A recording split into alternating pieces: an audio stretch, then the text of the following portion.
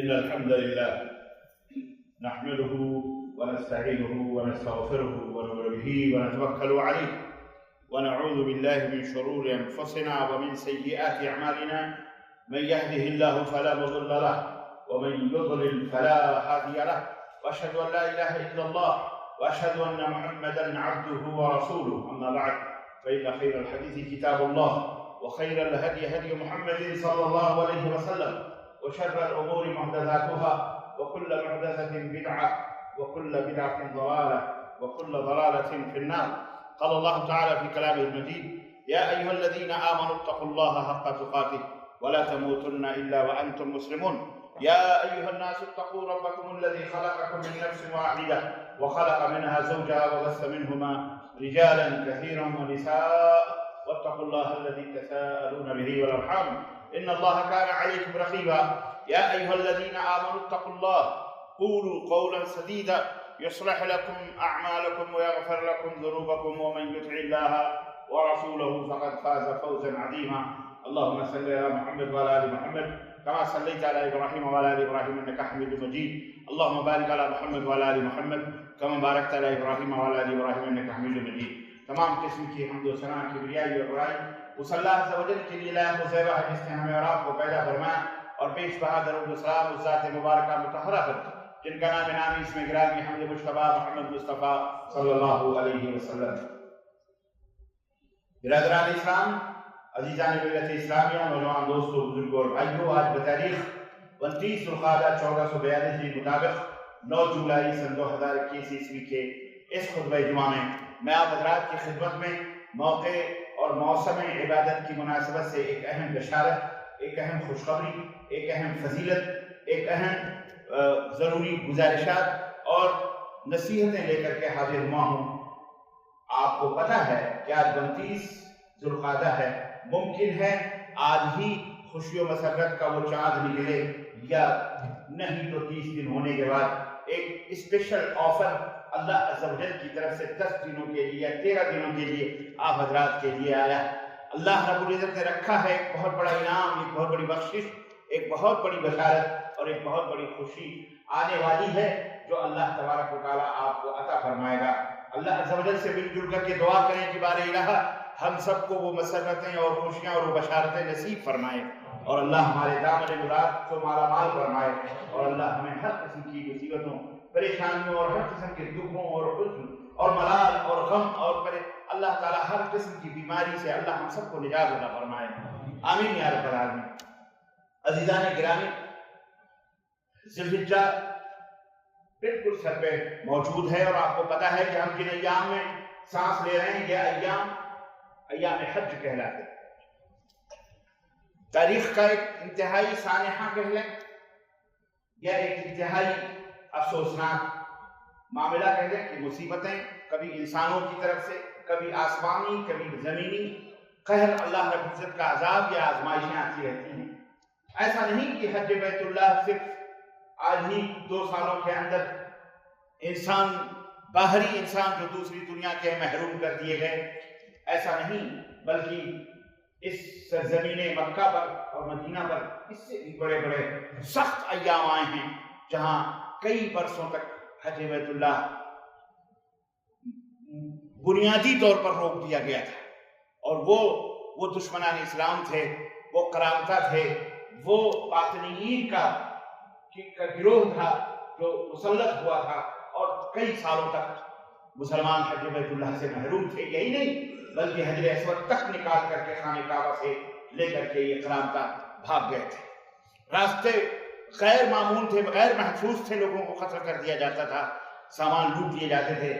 حج بہت ہی دشوار ہو چکا تھا. یہ تو خیر کوئی بات نہیں، آج کے ایام میں یہ تو اللہ تبارک و تعالیٰ کی طرف سے ایک ایسی بیماری کی لہر چلی ہوئی ہے جس کی وجہ سے انسانی جانوں کی حفاظت اور تحفظ اور بقا کے لیے، اور اسلام کی رسوائی نہ ہو، اسلام کی بدنامی نہ ہو، اسلام کو دشمنان اسلام ذریعہ بنا کر کے اس بیماری کو، اسلام کو بدنام کرنے کی ناپاک سازش نہ کریں، اور بہت ساری مصالح اور لوگوں کی جانوں کی حفاظت ہو، مالوں کی حفاظت ہو، کوئی بیوہ نہ ہو، کوئی یتیم نہ ہو، کوئی بے اولاد نہ ہو. الغرض مختلف مصلحتوں کی وجہ سے دوسرے ملکوں کو حج بیت اللہ کرنے سے روکا گیا، لیکن الحمدللہ حج بیت اللہ ہے، اور خود داخلی طور پر حکومت سعودی عرب نے الحمدللہ اس کی اجازت دی، اس کے اعلانات اور سب کچھ ہے بہرحال۔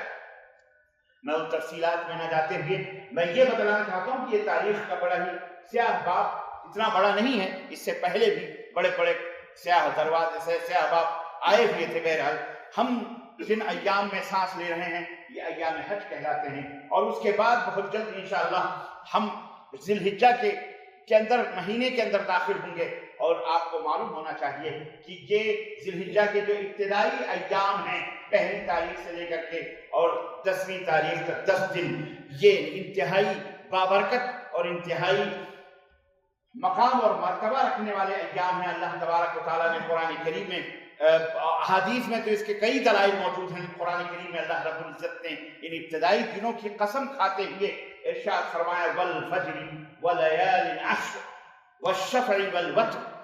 اللہ رب العزت نے فرمایا قسم ہے فجر کی، فجر یعنی فجر کے وقت کی، فجر جو نماز ہم پڑھتے ہیں، قسم ہے فجر کی، ولیال عشر قسم ہے 10 راتوں کی، والشفع والوتر اور قسم ہے جفت کی اور تا۔ محدثین امام ابن جریر طبری ہو یا امام ابن کثیر رحمہ اللہ ہو، انہوں نے اس کی تفسیر میں بیان فرمایا کہ اللہ رب نے فجر کی قسم کھائی۔ ظاہر ہے فجر کی جو اہمیت ہے وہ کسی بھی شخص سے مخفی نہیں۔ یہ ابتدائی واللیال عشر اور 10 راتیں فرماتے ہیں کہ ابتدائی ذی الحجہ کی ابتدائی 10 ایام ہیں جن کے قسم اللہ تبارک و تعالیٰ نے کھائے، اور ان کے ساتھ ساتھ بہت سارے اہم ایام کی اور بہت سارے اہم چیزوں کی بھی اللہ رب العزت نے قسم کھائی۔ فجر کی قسم کھائی، شفع کی قسم کھائی، وتر کی قسم کھائی۔ آئیے یہ دیکھتے ہیں کہ اللہ تبارک کی یہ جو ایام آنے والے ہیں ہمارے اوپر خوشی و مسرت کے، ذی الحجہ کے عشر اولا جو ہیں، پہلا عشرہ، پہلا دہا جو ہے، اس کے کیا فضائل اور اس کے کیا مقامات ہیں آپ کو پتا ہے کہ اللہ تبارک و تعالیٰ نے فجر کی قسم کھائی، فجر کی نماز۔ اور فجر آپ کو پتا ہے کہ اللہ یہ مومن اور منافق کے درمیان بہت بڑی پہچان۔ فجر کی نماز مومن اور منافقوں کے درمیان ایک حد فاصل ہے، یہ خط ہے، ایک خلیج پیدا کرتی ہے یہ چیز۔ جو فجر کی نماز نہیں پڑھتا وہ منافق۔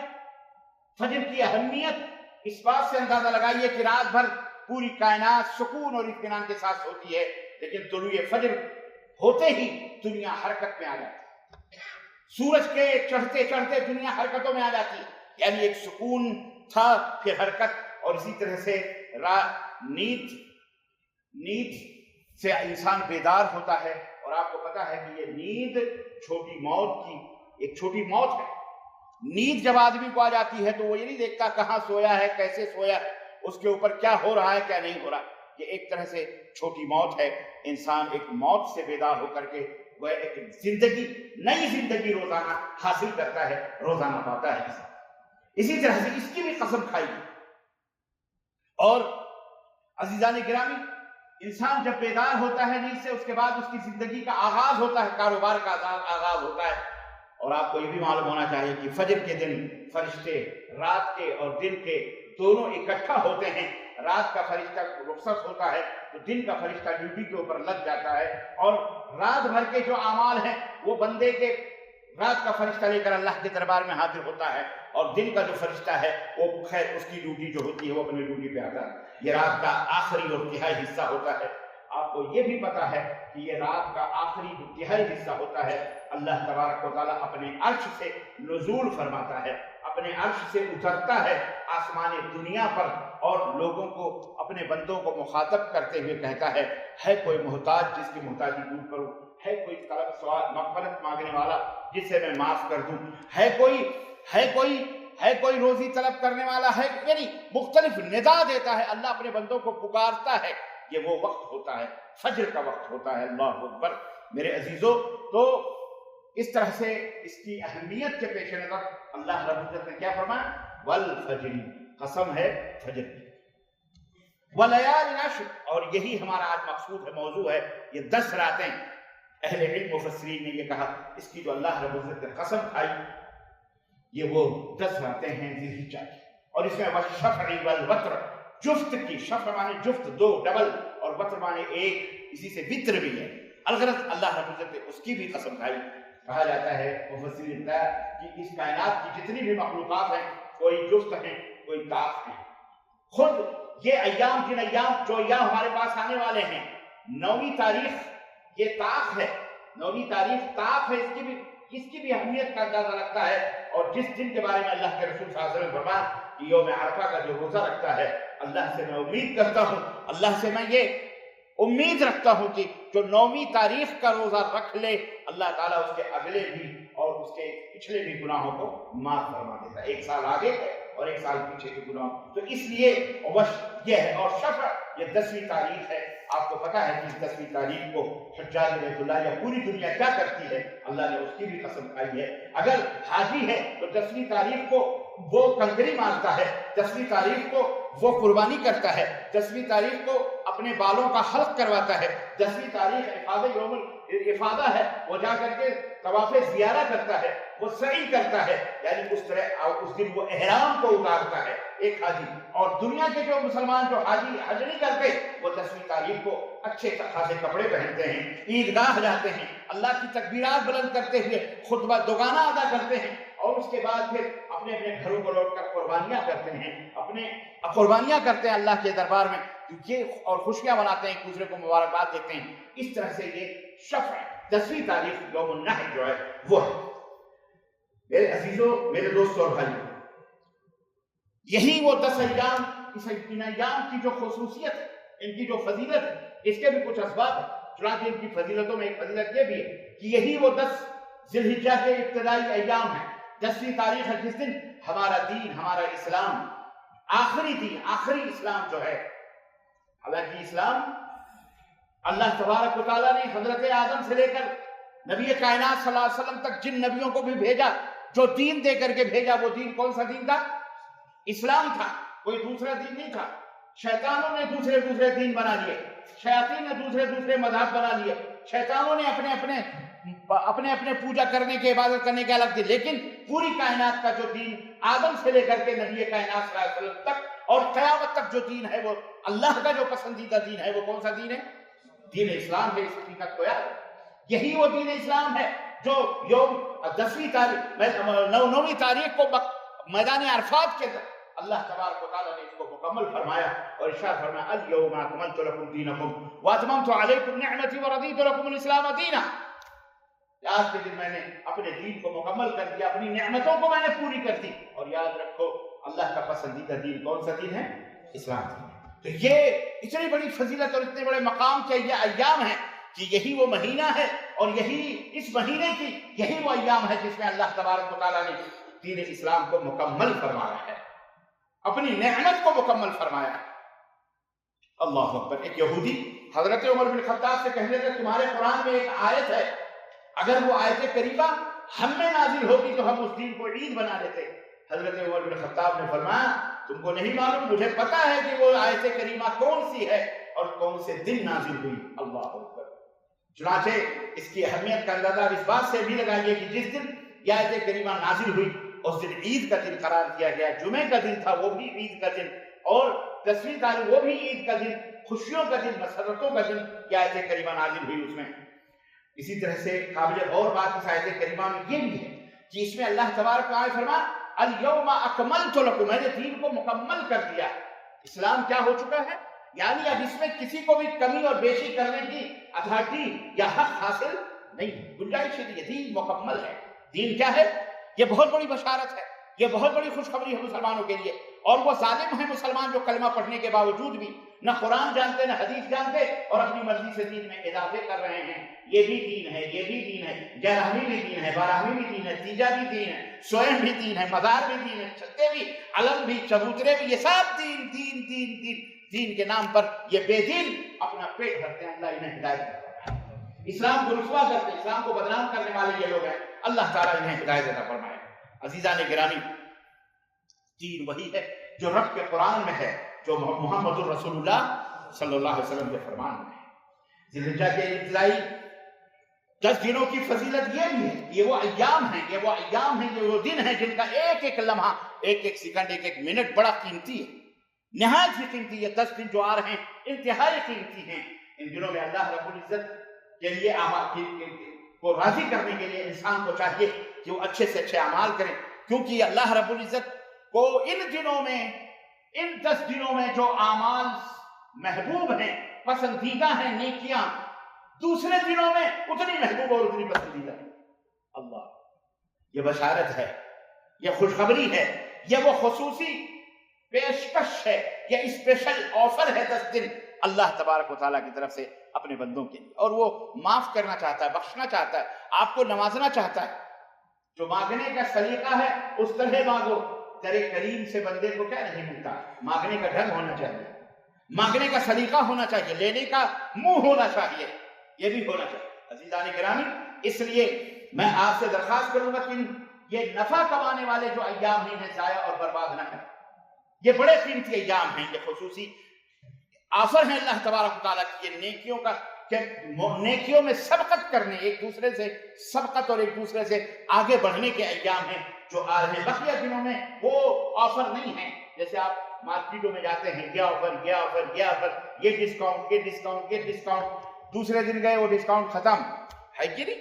تو عقل مند آدمی وہی ہے جو ڈسکاؤنٹ دیکھ کے فوری طور پر حاصل کر لے اس کو، ورنہ دوسرے دن جائے گا تو اس کی ڈبل قیمت اس کو دینا پڑے گا۔ تو یہ اسپیشل آفر کے ایام آ رہے ہیں، اسپیشل۔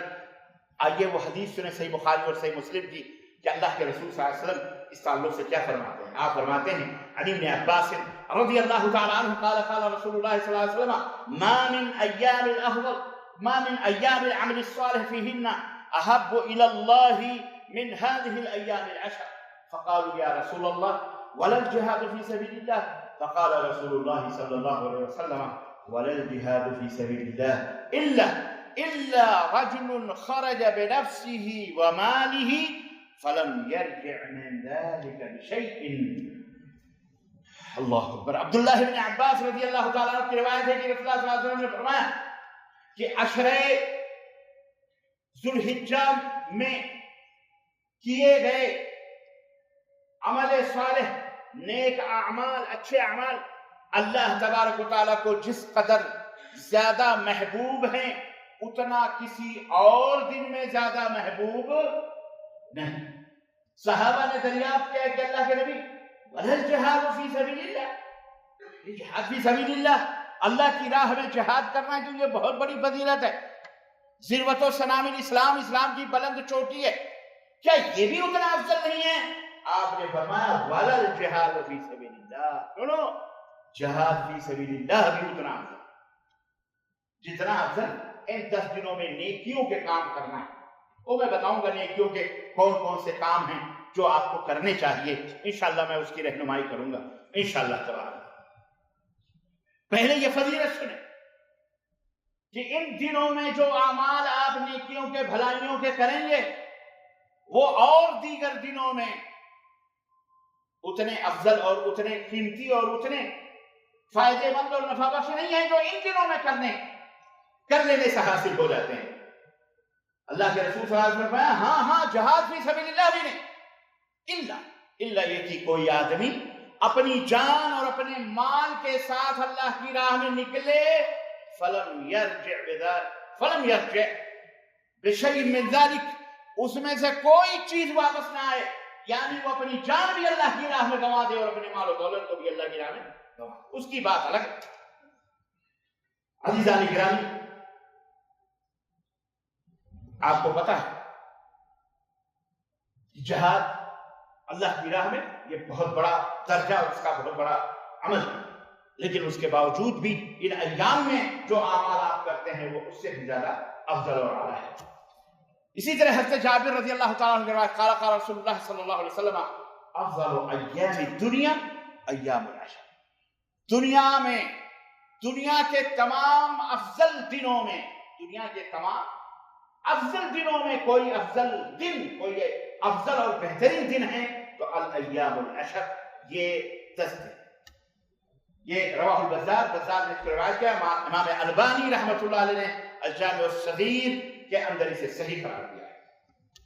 تو یہ ان دنوں کی فضیلت. اسی طرح ذی الحجہ کے ابتدائی 10 دنوں کی فضیلت میں یہ بھی ہے کہ اسی 10 تاریخ اسی 10 دنوں میں ایک دن عرفے کا آتا ہے، یوم العرفہ ہوتا ہے، جس کے بارے میں رسول اللہ صلی اللہ علیہ وسلم نے فرمایا، میں نے ابھی بتایا کہ ما من یوم اکثر من ان یعتق اللہ فیہ عبدا من النار من یوم عرفہ وانہ لیدن ثم یباہی بہم الملائکہ فیقول ما اراد ہؤلاء.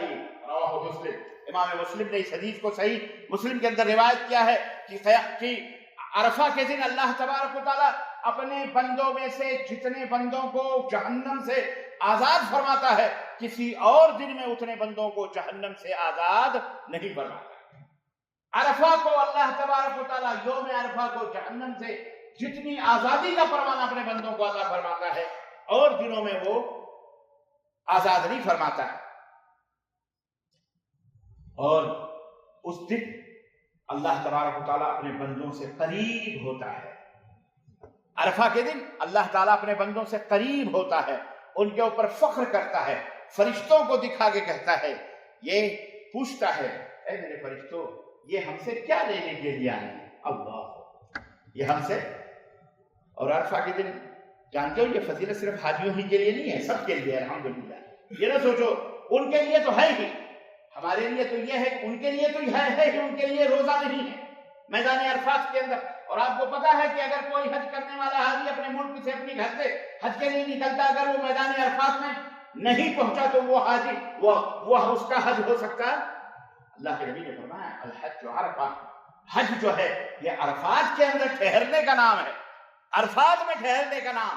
اور یہ ایک دن کی بستی ہے جو کائنات میں کسی دنیا کے کسی گوشے میں یہ ایک دن کی بستی کبھی نہیں بستی ہے. صبح سے لے کر شام تک یہ بستی بستی ہے، اور شام کو پھر وہ جگہ ویران ہو جاتی ہے. یہ نعمت، یہ فضل، تمام دنیا کے مسلمان وہاں اکٹھا ہوتے ہیں. اللہ ہم سب کو اس کی توفیق عطا فرمائے، آمین یا رب العالمین. عزیزان گرامی، تو یہ وہ دن ہے کہ جس دن فضائل فضیلت کا دن ہے، یوم عرفہ انہی 10 دنوں کے اندر آتا ہے. اور یہ بات واضح ہے کہ ظاہر ہے کہ جیسا کہ میں نے بتایا کہ یہ صرف حاجیوں کے لیے نہیں ہے، بلکہ یہ پوری کائنات کے مسلمانوں کے لیے ہے. اللہ تعالیٰ ہم سب کو نصیب فرمائے. نبی کریم صلی اللہ علیہ وسلم نے فرمایا اس دن کون سی دعا کرنی چاہیے، یا عرفہ کے دن کون سی دعا کرنی چاہیے؟ تو آپ فرماتے ہیں خیر الدعاء دعاء یوم عرفہ وخیر ما قلت انا والنبیون من قبلی لا الہ الا اللہ وحدہ لا شریک لہ لہ الملک وله الحمد وهو على كل شيء قدیر. رواه موطا والترمذی. اور امام البانی نے اس کو صحیح قرار دیا. نبی کریم صلی اللہ علیہ وسلم نے فرمایا کہ عرفہ سب سے بہترین دعا عرفہ کے دن کی دعا، سب سے بہترین دعا عرفہ کے دن کی دعا ہے. اور وہ دعا جو میں نے اور مجھ سے پہلے نبیوں نے اللہ سے مانگی، وہ دعا کون سی تھی؟ لا الہ الا اللہ وحدہ لا شریک لہ لہ الملک ولہ الحمد وہو علی کل شیء قدیر. یہ دعا آدمی کو مانگنی چاہیے. اللہ. اسی طرح سے آپ کو یہ بھی معلوم ہونا چاہیے کہ ان ابتدائی 10 دنوں کے اخیر میں یوم النحر قربانی کا بھی دن آتا ہے. اس کی فضیلتوں میں سے یہ بھی ہے کہ انسان اپنے مال کی قربانی جانور کی شکل میں اللہ کی راہ میں دیتا ہے، اس امید سے کہ اللہ آج یہ جانور کی قربانی ہے، کل خود کی بھی اگر دینا ہوئی تو اس کے لیے بھی ہم الحمدللہ تیار ہیں. اللہ کے رسول صلی اللہ علیہ وسلم فرمایا کہ اعظم الایام عند اللہ تبارک و تعالی یوم النحر و یوم القر. رواہ ابو داؤد کہ سب سے دنوں میں سب سے عظیم دن، سب سے بڑا دن اگر کوئی دن ہے تو یوم النحر قربانی کا دن ہے، اور اس کے بعد والا دن ہے. اس کو بھی امام البانی نے صحیح قرار دیا ہے، اور ابو داؤد نے اس حدیث کو روایت کیا ہے. تو عزیزان گرامی، یوم النحر وہ دن ہے جس میں حج کے بیشتر اعمال انجام دیے جاتے ہیں، جیسا کہ ہم نے آپ کو بتایا کہ حاجی کنکریاں مارتا ہے، قربانی کرتا ہے اور دیگر امور کرتا ہے. بہرحال ایک مسلمان کو چاہیے کہ ان مبارک دنوں میں اللہ تبارک و تعالیٰ کا شکر ادا کرتے ہوئے اچھے سے اچھے اعمال کرے، بہترین سے بہترین نیکیاں کرے، تاکہ وہ اللہ کے اس آفر اور اللہ کے ڈسکاؤنٹ اور خصوصی پیشکش کا وہ مستحق بن سکے. آئیے میں آپ کو بتاتا ہوں کہ ان عشرے ذو الحجہ میں یعنی 10 دنوں کے اندر آدمی کو کون کون سے اعمال سب سے بہتر کرنے چاہیے. ہر نیک عمل جو بھی قرآن اور حدیث سے ثابت ہے بہتر لکھ دیجیے، لیکن میں آپ کو موٹے موٹے اعمال ایک یاد دلانے کے طور پر میں آپ کو بتاتے رہا ہوں. تاکہ آپ یاد رکھیں اس بات کو. اور اس کی فضیلت بھی تو ایک حدیثوں سے میں بتاؤں گا. سب سے بڑی بات تو یہ ہے، سب سے پہلی چیز جو انسان کو سوچنا کہ سب سے بہترین عمل، جیسے سب سے بدترین عمل بے ایمانی ہے، سب سے بدترین عمل شرک باللہ ہے، ایسے ہی سب سے بہترین عمل الایمان باللہ ہے. سب سے پہلے انسان کو ان 10 دنوں میں اپنے ایمان کا جائزہ لینا چاہیے، محاسبہ کرنا چاہیے، کیونکہ یہ ایمان گھٹتا اور بولو بڑھتا ہے. اللہ کے رسول صلی اللہ علیہ وسلم نے فرمایا کہ آدمی جب کوئی برا عمل کرتا ہے تو ایک نقطہ سیاہ، ایک کالا دھبا اس کے دل کے اوپر پڑ جاتا ہے. پھر جب وہ مسلسل کرتا رہتا ہے توبہ نہیں کرتا، تو وہ دھبا بڑھتے پورے دل کو گھیر لیتا ہے، اور اس طرح سے وہ پورا دل اس کا سیاہ اور کالا ہو جاتا ہے. اللہ ہم سب کو اس سے محفوظ رکھے. عزیزان گرامی، تو اس لیے ایمان گھٹتا اور بڑھتا رہتا ہے. صبح کو آدمی مومن ہوتا ہے، شام ہوتی ہے جب کلمہ کہہ دیتا ہے کہ کافر ہو جاتا ہے. اللہ کے نبی نے فرمایا رات کو مومن ہوتا ہے، دن بھر مومن رہتا ہے، شام کو وہ ایسا کلمہ کہہ دیتا ہے کہ وہ کافر ہو جاتا ہے. اس لیے ایمان کا ہمیشہ محاسبہ کرتا رہنا چاہیے، دیکھنا چاہیے، تجدید کرنا چاہیے. صحابی رسول نبی کریم صلی اللہ علیہ وسلم کی خدمت میں پہنچے اور کہتے ہیں کہ قل لی فی الاسلام قولا لا اسأل عنہ احدا غفر لا اسأل احدا غیرک یا رسول اللہ. اے اللہ کے رسول صلی اللہ علیہ وسلم، مجھے کچھ ایسی بات بتائیے کہ میں آپ کے علاوہ کسی سے اس بارے میں نہ پوچھوں، میں مطمئن ہو جاؤں. آپ ایسی بات بتائیے اسلام کے سلسلے میں، کچھ ایسی بات بتائیے کہ میں اس کے اوپر عمل کروں، کسی سے نہ میں پوچھوں، آپ کے علاوہ میں کسی سے پوچھوں. قال قل آمنت باللہ ثم استقم. کہنے لگے اللہ کے نبی نے فرمایا کہ آمنت باللہ کہ میں اللہ پر ایمان لایا، ثم استقم پھر یہ کہہ کر کے ڈٹ جاؤ. اللہ اکبر. یہ کوئی معمولی چیز نہیں. آج بہت سارے لوگوں سے پوچھو اگر کہ بھیا سب سے بہترین عمل کون سا ہے بتاؤ ذرا، تو کیا کہیں گے؟ نماز پڑھنا، قرآن پڑھنا، روزے رکھ لینا، یہی سب بیان کریں گے لوگ، ہے کہ نہیں؟ پتہ ہی نہیں ان کو کہ ایمان سب سے بڑا عمل ہے. ایمان، اور یہ ایمان بغیر توحید کے درست لاکھ آمنت باللہ ملائکۃ کتبہ ورسلہ، لیکن اس کے ساتھ آپ نے اگر شرک گھسیڑا ہو، اور اس کی بھی میں تفصیل بتاؤں، شرک ان الشرک لظلم عظیم، شرک بہت بڑا ظلم ہے جو ایمان کو برباد کر دیتا ہے. اللہ کے نبی صلی اللہ علیہ وسلم کے بارے میں اللہ تعالیٰ نے فرمایا لئن اشرکت لیحبطن عملک. میرے حبیب اگر آپ نے بھی شرک کیا نا تو آپ کے بھی اعمال ضائع اور کیا برباد ہو. یہ وہ بھیانک اور خطرناک ڈینجر کینسر اور بیماری ہے. جیسے ایک کینسر کے مریض کو لاکھ آپ ماؤ مشٹان کھلا دیں، میوے اور فروٹ کھلائیں، لاکھ آپ اس کو بادام اور کاجو کھلائیں، اگر اس کے کینسر کا علاج نہیں ہوگا تو سارے کا سارا وہ برباد ہو جائے گا. یہ شرک باللہ ہے، اور یہ شرک باللہ لوگ اس کو معمولی سمجھیں گے. اللہ کے علاوہ کسی غیر کو پکارنا، چاہے وہ نبی ہی کیوں نہ، وہ رسول کیوں نہ، وہ اللہ کا مقبول بندہ ہی کیوں نہ. اور میں نبی اور رسول کی بات کر دیا تو بات ہی ختم ہو گئی. ان سے بھی بڑھ کر کے مقبول اور محبوب اللہ کوئی ہو سکتے؟ ان کو پکارنا، اٹھتے بیٹھتے ان کے نعرے لگانا، المدد، چاہے وہ غوث کے نام پہ، چاہے قطب، چاہے اپنے بنائے ہوئے ابدال ہوتا، جو بھی، اللہ کے سوا غیروں کو پکارنا، ان سے مدد مانگنا، التجا کرنا. یہ اجمیری، یہ حجویری، یہ غوث، یہ قطب، یہ درگاہ، یہ علی، یہ فلاں، یہ ڈکا، خود رسول اللہ صلی اللہ علیہ وسلم سے مدد مانگنا، یہ کیا ہے؟ یہ شرک باللہ ہے. تو جب نبی کا یہ حال ہے تو یہ جو غیر نبی جن کے حسب نسب اور جن کا کوئی عطا ہی پتہ نہیں ہے، یا پتہ بھی ہے تو ہم کو حکم تو نہیں، یہ شرک باللہ ہے. اس کا جائزہ لو، ورنہ یہ نماز، یہ قربانیاں، یہ داڑیاں، یہ پگڑ، یہ امامے ہرے نیلے سفید، سب ختم. کوئی حیثیت وحیثیت نہیں. تم نے اس کو معمولی سمجھا ہوا ہے، یہ معمولی سمجھا ہوا لوگوں نے، بس نماز کو بہت بڑا سمجھا ہوا، روزہ کو بہت بڑا سمجھا ہوا، داڑھی کو، تسبیح اتنی لمبی لمبی بہت بڑا سمجھا ہوا. سب پنڈل ہے، بیکار ہے اگر توحید نہیں. اگر بولو، اگر غیر اللہ کو پکارتا ہے، وہ اس سے مدد مانگتا ہے، درگاہ مزار پہ نہ بھی جائے، عقیدہ رکھے کہ یہ ہمارے مشکل کشا ہیں، عقیدہ رکھے دل کے اندر، رب کعبہ کی قسم ہے وہ مشرک ہے، وہ شرک باللہ کا مرتکب ہے، جو معمولی نہ سمجھو،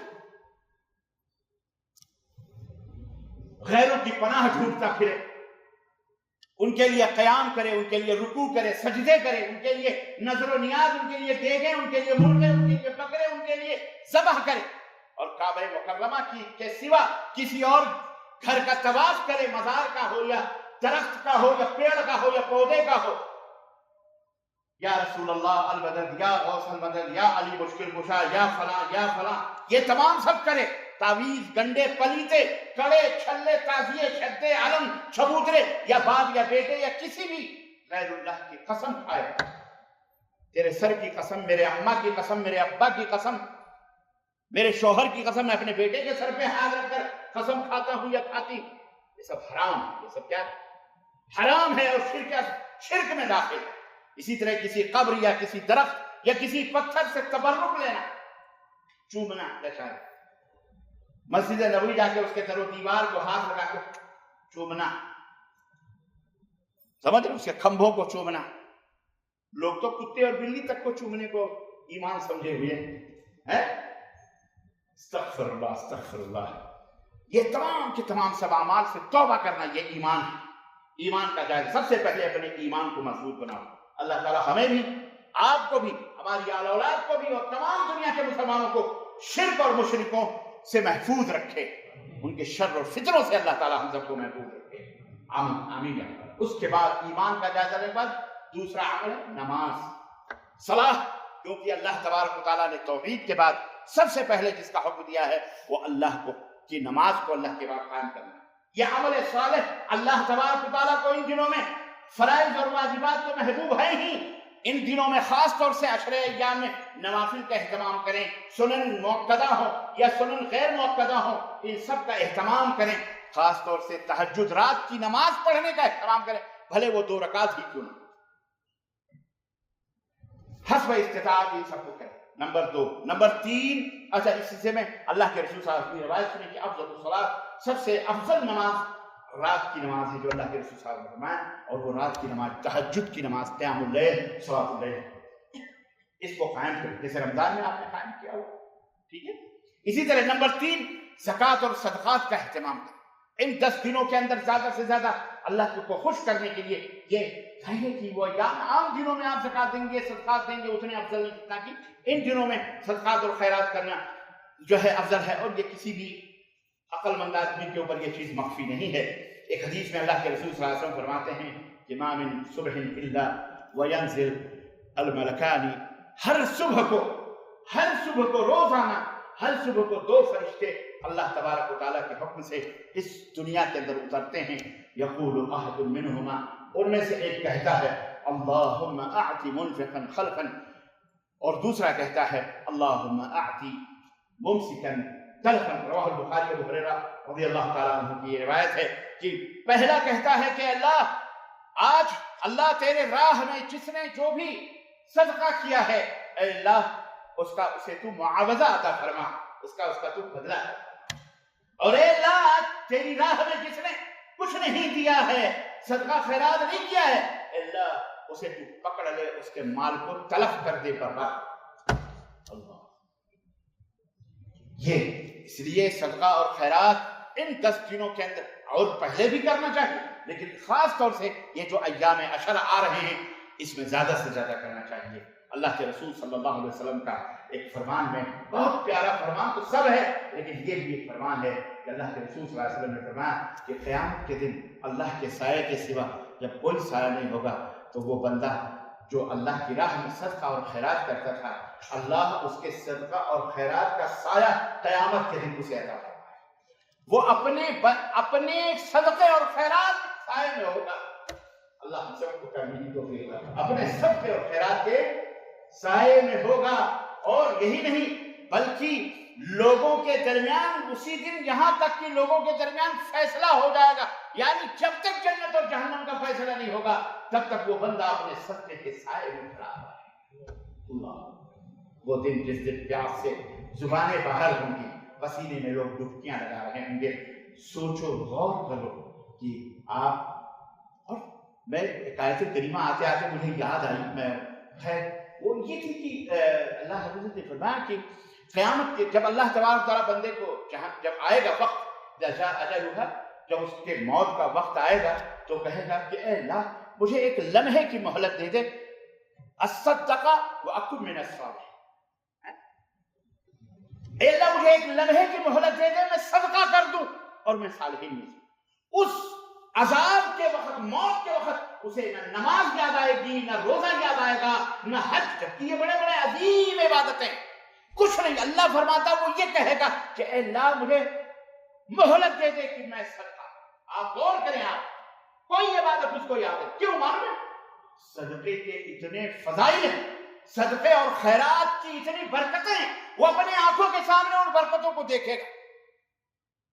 بخیلو، جیبوں میں سینٹ سینٹ کر روپے رکھنے والوں، اللہ کی راہ میں خرچ نہ کرنے والوں، مر جاؤ گے، تمہاری اولاد بانٹے گی، لڑے گی، فائٹنگ ہوگی آپس میں، اور تمہارے نام سے تم نے جب نہیں کیا، باپے بوت فراپت گھوڑا نہ ہی کچھ تو چھوڑے چھوڑا، تم نے جب صدقہ خیرات نہیں کیا تو تمہاری اولاد تمہارے نام سے کرے گی۔ توبہ کرو اللہ سے، بخیل نہ بنو، اپنے ہاتھوں سے اللہ کی راہ میں خرچ کرو، ورنہ یہی انا کنز لک، انا کنز لک، یہی مال جو دبا دبا کے بیٹھو، قیامت دن سانپ کی شکل میں تمہیں دوڑا دوڑا کے میں تیرا خزانہ ہوں، میں تیرا خزانہ ہوں، مجھے لے لے، تم بھاگو گے لیکن تمہارے منہ میں مارے۔ مال سے اتنی محبت نہ کرو، سمجھے؟ اس مال سے اتنی محبت نہ کرو کہ تم اللہ کی راہ میں دینا بھول جاؤ، اللہ کی راہ میں خرچ کرنا بھول جاؤ۔ تمہاری کمائی میں حصہ ہے، حق للسائل والمحروم، مانگنے والوں کا بھی اور ان کا بھی جو محروم ہے بیچارے، نہیں ہے ان کے پاس اتنی دولت، تمہارے مال میں، تمہاری کمائی میں ان کا حصہ ہے، حق ہے، یہ فرض ہے۔ بچنا چاہتے ہو اللہ کے عذاب سے تو بچو، ان الصدقہ تطفئ غضب اللہ، اللہ کے غصے کو صدقہ، اللہ کی نماز روزہ حج زکات نہیں، اللہ کے نبی نے فرمایا صدقہ اللہ کے غصے کو ایسے ٹھنڈا کر دیتا ہے جیسے انگاروں کے اوپر پانی اڈیل دو تو انگارے ٹھنڈے۔ صدقہ کرو، بیماریوں سے بچو، روزیوں میں اضافہ ہو، زندگی میں اضافہ ہو، ہر چیز میں۔ یہ ایک الگ موضوع ہے جو میں بتاؤں گا بعد میں انشاءاللہ۔ اسی طرح سے ان 10 دنوں میں روزہ ہے، اور روزے کی فضیلت آپ کو معلوم ہے، الصوم لی وانا اجزی بہ۔ اللہ رب کے رسول صلی اللہ علیہ وسلم فرمایا کہ اللہ تعالیٰ فرماتا ہے کہ بندے کا بدلہ روزے کا تو میں دوں گا، کیونکہ وہ روزہ میرے لیے رکھتا ہے۔ اب پتہ نہیں میں روزے سے ہوں کہ نہیں ہوں، آپ روزے سے ہیں کہ نہیں، آپ دنیا کو کیا معلوم، اللہ کو معلوم ہے، اللہ کو معلوم ہے، اس لیے کہتا ہے وہ میں دوں گا۔ نماز پڑھنے جاتے ہو دنیا دیکھ رہی ہے، حج کرنے جاتے ہو دنیا دیکھ رہی ہے، زکات دیتے ہو کم از کم 2-4 تو دیکھ رہے ہیں، لیکن روزہ ایک ایسی عبادت ہے کہ تم جا کے کمرے کی تنہائیوں میں فریج سے پانی نکال کر یا گھڑے سے پی لو، یا وضو کرتے کرتے کلی کرتے کرتے دو اندر ڈال لو، کس کو پتہ، لیکن وہ عالم الغیب والشہادہ جانتا ہے کہ تم روزے سے ہو۔ اس لیے روزہ یہ بہت بڑی برکت کی چیز ہے، اس لیے روزہ کو بھی ان دنوں میں، ان 10 دنوں میں اللہ کے رسول صلی اللہ علیہ وسلم جمعرات کو اور پیر کو روزہ رکھتے تھے، اسی طرح سے ہر مہینے کی 12-13-14 کو روزہ رکھتے تھے، اسی طرح ایام ذی الحجہ میں بھی اللہ کے رسول صلی اللہ علیہ وسلم 9ویں تاریخ کا بھی روزہ، بلکہ بعض روایت 9 روزے رکھتے تھے۔ تو روزے رکھیے، ان دنوں کو آباد کیجیے اللہ کو، یہ بھی ایک عجیب اہم بات ہے۔ اس کے بعد میں حج و عمرہ ہے، آپ کو پتہ ہی ہے کہ اس کے فضائل، ان دنوں کے اندر اللہ توفیق دے، جس کو حج کرنے کی، جس کو عمرہ کرنے کی، وہ حج اور عمرہ کرے۔ اسی طرح سے نماز عید اور قربانی ہے، ان 10 دنوں کے اندر آپ کو پتہ ہی ہے کہ، اور اس کے مسائل وغیرہ خیر میں اگلے خطبے میں بیان کروں گا، لیکن یہاں پہ یہ 10 دنوں میں نماز ہے اور نماز عید ہے اور قربانی ہے۔ اسی طرح سے یہ جو عید کا چاند نظر، یہ ذی الحجہ کا جب چاند نظر آئے گا، اس کے بعد تکبیر اور تحلیل اور تحمید، یہ بھی سنت ہے اور اللہ کے رسول صلی اللہ علیہ وسلم ثابت ہے یہ۔ چنانچہ عید الاضحیٰ کا چاند دیکھنے کے بعد یا اس کی اطلاع پانے کے بعد آدمی کو چاہیے کہ وہ شام سے لے کر کے جس دن چاند نکلا ہے 13ویں کی شام تک اللہ اکبر لا الہ الا اللہ واللہ اکبر اللہ اکبر وللہ الحمد یہ کہتا رہے، ٹھیک ہے؟ یعنی تکبیر عید تک وہ کیا کرتا رہے، عیدگاہ میں جانے تک، جب تک امام نہ داخل ہو تب تک وہ تکبیرات بلند کرتا رہے۔ بعض لوگ صرف 9ویں تاریخ کو مطلب وہ تکبیر کہنا مشروع قرار دیتے ہیں، حالانکہ حضرت عبداللہ بن عمر، حضرت ابو ہریرہ رضی اللہ تعالیٰ عنہ ذی الحجہ کا چاند نکلتا تھا، اسی دن سے ہی بازاروں میں گھروں میں آتے جاتے اللہ اکبر لا الہ الا اللہ واللہ اکبر وللہ الحمد پڑھا کرتے تھے۔ تو آپ بھی کام کاج کریں، کہاں بھی جائیں، تو یہ 10 دن یہ پورے اور جو ہے عید تک آپ یہ تکبیرات کیا کرتے رہیں، بلند کرتے رہیں۔ یہ تکبیر مطلق ہے، تکبیر مطلق تکبیر ہے، اس کے لیے کوئی ٹائم مقرر نہیں کہ نماز کے بعد ہی، ہر کاروبار کرتے وقت، چلتے پھرتے وقت، تاکہ لوگوں کو پتہ کہ اس طرح سے اگر آپ دیکھ رہے ہیں کہ امام صاحب بھول گئے نہیں کہہ رہے تو آپ زور سے کہنا شروع کریں گے تو امام صاحب کو بھی یاد آ جائے گا، وہ بھی کہیں گے۔ اسی طرح سے جب 10 تاریخ عید کی قربانی ہو جائے اس کے بعد سے تکبیر مقید جس کو کہتے ہیں، یعنی ہر نماز کے بعد، ہر 5 وقت ہر نماز کے بعد اللہ اکبر لا الہ الا اللہ واللہ اکبر وللہ الحمد 13 تاریخ تک کہتے رہیں گے۔ تو یہ اس طرح سے تکبیر اور تحلیل کے احکام ہیں جو میں نے آپ حضرات کی خدمت رکھے ہیں، جو انشاءاللہ تعالیٰ چاند سے ہی شروع ہوں گے۔ اسی طرح سے اس کے اندر ایک حکم یہ بھی ہے کہ جب آدمی چاند دیکھ لے تو جسے قربانی کرنی ہے اس کے لیے حکم یہ ہے کہ وہ اپنے ناخنوں کو، اپنے بالوں کو، اپنے داڑھیوں کو، یا کہیں داڑھی تو کبھی بھی نہیں نہ کرنا چاہیے نہ مڑانا چاہیے، المہم آدمی رک جائے ان تمام سب چیزوں سے رک جائے جسے قربانی کرنے۔ بعض لوگ کہتے ہیں ہم لوگ قربانی نہیں کر پاتے تو کیا ہم بھی اگر ناخن چھوڑ دیں گے، بال نہیں کاٹیں گے تو اس کا اجر و ثواب ملے گا؟ یہ سوال کرتے ہیں، ایک ضعیف روایت ہے، لیکن وہ ضعیف ہے، اس سے وہ عمل ثابت نہیں ہے، اس لیے اس پہ نہیں۔ جو قربانی کر رہا ہے اس کے لیے ہے کہ وہ آدمی اپنے ناخن کو، اپنے بالوں کو نہ کاٹے، باقی گھر میں جو جتنے بھی لوگ ہیں ان کے لیے یہ حکم نہیں ہے، وہ کاٹ سکتے ہیں اور وہ کرا، اور یہ کوئی واجب حکم بھی نہیں ہے کہ سنت ہے، نہیں کاٹے گا تو ثواب انشاءاللہ قربانی کرنے والے کو ملے گا۔ تو عزیزان گرامی، یہ اللہ تبارک تعالیٰ کو ان ایام میں محبوب اعمال جو ہیں، جو ہم نے بیان کیے ہیں، یہ تمام سب اعمال جو باعث اجر و ثواب ہیں، اللہ ہمیں ان سب اعمال کو کرنے کی توفیق عطا فرمائے۔ توبہ کریں، دعا کریں، استغفار کریں، قرآن کریم کی تلاوت کریں، نبی کریم صلی اللہ علیہ وسلم کے اوپر درود و سلام بھیجیں، اللہم صلی علی محمد وعلی آل محمد کما صلیت علی ابراہیم وعلی آل ابراہیم انک حمید مجید۔ اسی طرح سے ان دنوں میں کیا کہتے ہیں، اللہ کے راہ میں خرچ کریں، اللہ اور والدین کے ساتھ حسن سلوک کریں، اپنے اعزاء اقارب دوست احباب کے ساتھ حسن سلوک کریں، اپنے رشتے اور ناتوں کو جوڑیں، صلہ رحمی کریں اور برائیوں سے دور رہیں۔ جس طرح سے یہ قاعدہ ہے، جس طرح سے نیکیاں مبارک دنوں میں بڑھتی ہیں، اسی طرح برائیوں کا بھی عذاب مبارک دنوں میں بڑھتا ہے۔ تو آپ عام دنوں میں جو برائی کریں گے وہ برائی اتنا اس سے زیادہ، اگر ان دنوں میں وہی برائی کریں گے تو اس کا ڈبل یا کئی گناہ آپ کو مل سکتا ہے۔ اس لیے یہ اصول اور قاعدہ یاد رکھیں، لہذا ہر مسلمان کو چاہیے کہ وہ اپنے تمام گناہوں اور اللہ کی نافرمانیوں سے بچے، رسول صلی اللہ علیہ وسلم کی نافرمانیوں سے بچے، اللہ کے غضب اور اللہ تعالیٰ کی لعنت کا باعث جو بھی چیزیں ہیں ان تمام سب چیزوں سے بچے، جیسے سود خوری ہے، رشوت خوری ہے، زنا کاری ہے، چوری ہے، بدکاری ہے، غیبت ہے، یتیموں کا، بیواؤں کا مال حرام طریقے سے کھانا ہے، لوگوں کی زمین اور جائیداد اور پلاٹ اور زمینیں ہڑپ کرنا ہے، خیانت کرنا ہے، والدین کی نافرمانی، رشتہ داروں ناتوں کو دور کرنا، بھگانا، ان پہ نفرت کرنا، اسی طرح سے نشہ آور گولیاں کھانا، ہیروئن، گاجے، چرس، بھنگ، سگریٹ، تمباکو، یہ تمام سب چیزیں، اسی طرح سے ان تمام سب چیزوں سے، ان برائیوں سے دور رہے۔ اسی طرح غیبت، چغلی، جھوٹ، فریب، دغا، مکاری اور اس طرح سے کیا کہتے ہیں، جو جتنی بھی چھوٹی بڑی برائیاں ہیں، ان خاص دنوں میں، ویسے عام دنوں میں بھی منع ہے لیکن خاص دنوں میں خصوصیت کے ساتھ آدمی کو چاہیے جن کو سے بچے۔ اللہ رب العزت سے ہم دعا کریں کہ اللہ تعالیٰ کہنے والے کو بھی اور سننے والے کو بھی سب کو عمل کرنے کی توفیق عطا فرمائے، اور اللہ ہمیں ان مبارک خوشخبریوں کو جو آنے والے یہ اسپیشل آفرز ہیں اللہ تعالیٰ کے 10 دن کے، اللہ انہیں حاصل کرنے کی توفیق عطا فرمائے، اور اللہ ہم سب کو اللہ کی راہ میں قربانی کرنے کی توفیق عطا فرمائے۔ اللہ تعالیٰ ہماری غربتوں و افلاس کو اللہ دور فرمائے۔ اللہ تعالیٰ ہمارے دلوں میں ایمان اور صحیح ایمان اور صحیح عمل اللہ تعالیٰ ہمارے دلوں کے اندر موجزن فرمائے، اور اللہ تعالیٰ اس کے اوپر عمل کرنے کی توفیق عطا فرمائے۔ اللہ اس کے رسول کی سچی اور پکی محبت ہمیں عطا فرمائے۔ دنیا کے اندر جو کورونا، یہ پہلی، دوسری، تیسری، سن رہے ہیں کہ چوتھی لہر بھی، اللہ تمام لہروں سے ہمیں نجات عطا فرمائے۔ اللہ تعالیٰ انہیں دشمنوں کے اوپر لوٹا دے مولا۔ اللہ تعالیٰ ہم سب کو اپنے حفظ و امان میں رکھے مولا۔ اللہ تعالیٰ جو بھی دنیا کے اندر مکر اور فریب کے ساتھ انسانیت کو نقصان پہنچا رہے ہیں، اللہ تعالیٰ انہیں ہلاک و برباد فرما دے مولا۔ جو انسانیت کے دشمن ہیں، دین کے دشمن، اللہ تیرے دشمن ہیں، اللہ انہیں ہلاک و برباد فرما دے مولا، اللہ ان کی نسلوں کو برباد فرما دے مولا، اللہ انہیں فرعون اور حامان اور شداد اور نمرود کی طرح ہلاک و برباد فرما دے، دنیا سے ان کا نام و نشان مٹا دے مولا۔ اللہ تعالیٰ جو ظلم کرتے ہیں اللہ تعالیٰ اس ظالموں سے تو بدلہ لے مولا۔ اللہ تعالیٰ تمام مسلمانوں کو صحیح ایمان اور صحیح عقیدہ عطا فرمائے، شرک اور بدعت اور خرافات سے دور فرمائے۔